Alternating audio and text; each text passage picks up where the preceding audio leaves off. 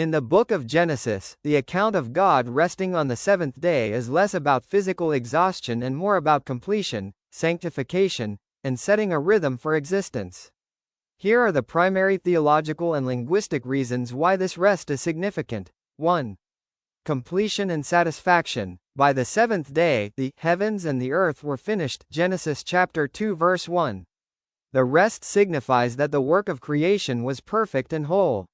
In this sense, God wasn't resting because he was tired, as Isaiah chapter 40 verse 28 suggests. The Creator does not faint or grow weary, but because there was simply nothing left to add. It was a rest of satisfaction, in a job well done. 2. The meaning of Shabbat. The Hebrew word for rest used in Genesis is Shabbat, which literally means to cease or to stop. It implies a deliberate ending of a task. It marks the transition from the act of creating to the act of sustaining what has been made. 3. Setting a pattern for humanity. Theologians often argue that God rested to provide a divine prototype for human life. By resting, God established a cycle of work and rest, the 7-day week, that honors the limitations and needs of living creatures. This eventually became the basis for the fourth commandment: remember the Sabbath day, to keep it holy. 4. The sanctification of time. The seventh day is the first thing in the Bible to be called holy. Days 1 to 6.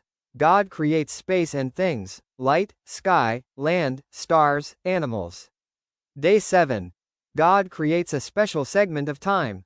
By resting, God shifted the focus from the material world to a relationship with the divine, suggesting that the ultimate purpose of creation isn't just productivity, but communion and peace.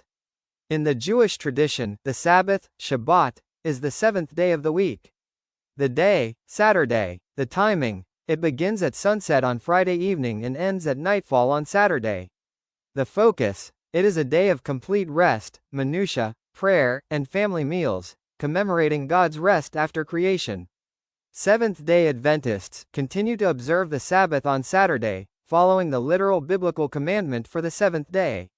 In Seventh-day Adventist (SDA) theology, the seal of God and the mark of the beast are the central elements of a final, global conflict regarding worship, authority, and the Ten Commandments. The SDA interpretation is unique because it ties these symbols directly to the Sabbath, Saturday, versus Sunday worship. The seal of God. For Adventists, the seal of God is not a physical mark, but a spiritual sign of loyalty and character. They identify it specifically with the fourth commandment, keeping the seventh-day Sabbath. The anatomy of a seal. In ancient times, a government seal contained three things: the name, title, and territory of the ruler. Adventists point out that the fourth commandment is the only one of the 10 that contains these three elements. Name, the Lord, Yahweh. Title, Creator, for in 6 days the Lord made. Territory, heaven and earth, the sea, and all that is in them. The significance, keeping the Sabbath is seen as a sign, Ezekiel chapter 20 verses 12, 20, between God and his people, acknowledging him as the rightful creator and authority. The mark of the beast. The SDA interpretation identifies the beast of Revelation chapter 13 as the papacy, the Roman Catholic Church system. Consequently, the mark is seen as the sign of that system's authority. The Sunday connection. Adventists believe that because the Catholic Church historically claims the authority to have changed the day of worship from Saturday to Sunday, Sunday worship is the mark of that ecclesiastical authority. A future event.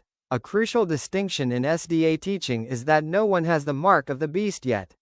It only becomes the mark when a national Sunday law is passed, beginning in the U.S. and spreading globally, forcing individuals to choose between God's law, the Sabbath, and human law, Sunday. The choice, it is viewed as a test of the will. Those who knowingly choose to follow the human mandate over the divine commandment receive the mark in their forehead, intellectual belief, or hand, forced compliance. Comparison of the two signs. Feature, the seal of God, the mark of the beast. Object of worship. The Creator, God. The creature, system, the beast. The sign, the seventh-day Sabbath, Saturday, Sunday observance. By law, Authority. The Word of God, 10 Commandments. Human tradition, church authority. The requirement, love and loyalty to God's law, compliance with man-made religious laws. Placement, forehead, intellectual and moral conviction, forehead or hand, conviction or mere convenience, fear. The three angels' messages. This interpretation is the core of the three angels' messages.